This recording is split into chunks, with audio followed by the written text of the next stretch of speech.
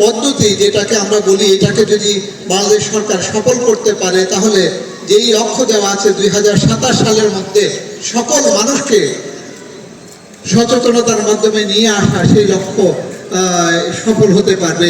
তার প্রথমটাই হচ্ছে যে আমাদের কোন জায়গায় ঝুঁকি আছে সেই বিষয়গুলো আমাদের জানতে হবে।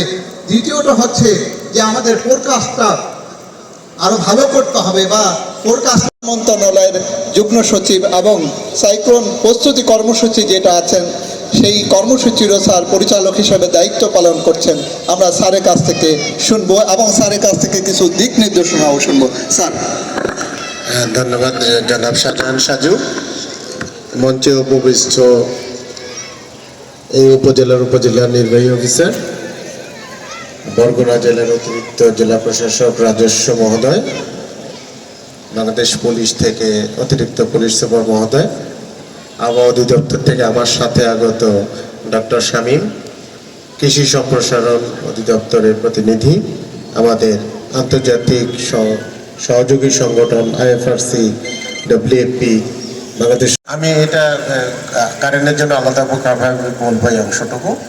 সুতরাং এখানে আপনারা যারা এইখানে দর্শক এবং আমাদের স্বেচ্ছাসেবকরা একটা জিনিস হয়তো মিস করেছেন, যে এখানে গল্পটা শেষ হয় নাই। মানে এই ধরনের একটা সিমুলেশনে আমরা সাধারণত বা ফিল্ড ডেমনস্ট্রেশনে একটা দুর্যোগ আঘাত হানে, সেটা আমরা দেখাইনি। কারণ আমাদের কাজটা হলো এই যে আজকে যেটা করলো প্র্যাকটিস করলাম আমরা, সেটা হলো দুর্যোগ আঘাত হানার আগেই আমরা করে ফেলবো, যাতে জীবন এবং সম্পদ এর উভয়ের ক্ষয়ক্ষতি কমে যায়। সুতরাং এই আর অ্যান্টিসিপেটেড অ্যাকশন বা আগাম কার্যাবলী, এটার মূল উদ্দেশ্য হলো বাংলাদেশ কিন্তু মানুষের মৃত্যু কমানোতে অনেকটা সফল হয়ে গেছে। এখন দরকার মানুষের জীবন জীবিকা এবং সম্পদের ক্ষতি কমানো। সুতরাং কারণ এইগুলো ছাড়া দেশ এগুতে পারবে না।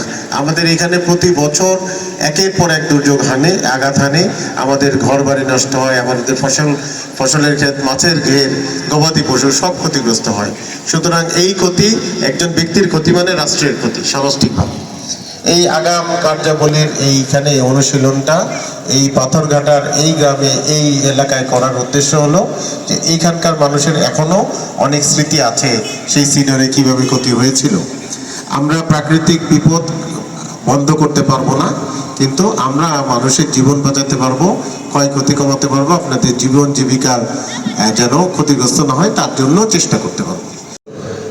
এখন আমরা মোটামুটি 2024-এ আছি, আর সামান্য সময় আছে, এবং এই কাজগুলো কিন্তু করতে হবে SDGর যে টার্গেট আছে 2030, এই SDGর টার্গেটের আগেই আমাদের সম্পন্ন করতে হবে। কারণ এই আর্লি ওয়ার্নিং ফর অল যদি আমি টার্গেট অ্যাচিভ না করি, তাহলে কিন্তু আমাদের SDGর যে টার্গেট আছে 2030, এর ভেতরে এটা করা সম্ভব না। কারণ দুর্যোগের সাথে আমাদের দারিদ্রতার সম্পর্ক আছে, আমাদের রেজিলিয়েন্সের সম্পর্ক আছে, আমাদের ক্লাইমেট চেঞ্জের ইম্প্যাক্টের সম্পর্ক আছে।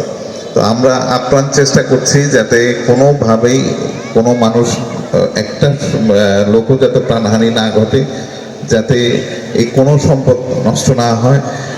তেমনি সবচেয়ে বড় ভূমিকা রাখেন যারা ম্যানেজার হিসেবে, ডিজাস্টার ম্যানেজার হিসেবে কাজ করছেন তৃণমূল পর্যায়ে এবং মাঠ পর্যায়ে।